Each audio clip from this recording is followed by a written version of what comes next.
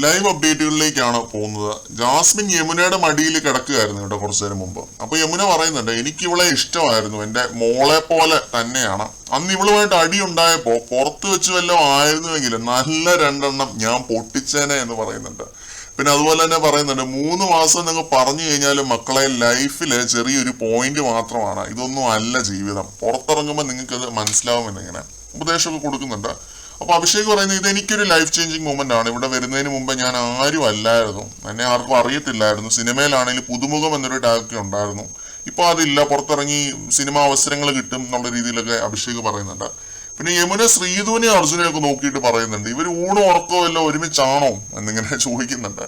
അവര് ഫ്രണ്ട്സ് അല്ലേ എന്ന് ജിൻഡോ പറയുന്നുണ്ട്. അത് കഴിഞ്ഞിട്ട് ജിൻഡോ പീപ്പിൾസ് റൂമിലേക്ക് പോകുന്നുണ്ട്. ജാനു അവിടെ കിടന്ന് ഉറക്കമാണ് കേട്ടോ. ഉറങ്ങാനായിട്ടാണോ ജാനു ഇങ്ങോട്ട് കയറി വന്നത്? ബാ ജാനു, നമുക്ക് പോയി അടിച്ചു പൊളിക്കാം എന്നൊക്കെ ജിൻഡോ പറയുന്നുണ്ട്. എന്നിട്ട് ഒരു സിഗരറ്റ് ഒക്കെ എടുത്ത് കൊടുക്കുന്നുണ്ട് ജാൻമണിക്ക്. ഞാൻ ഇന്നലെ ഉറങ്ങിയില്ല ജിൻഡോ ചേത്താ എന്നിങ്ങനെ ജാനു പറയുന്നുണ്ട്. അപ്പൊ ഇത്രയും ആയിരുന്നു പ്രധാന ലൈവ് അപ്ഡേറ്റുകൾ. കൂടുതൽ അപ്ഡേറ്റുകളുമായിട്ട് വീണ്ടും കാണാം.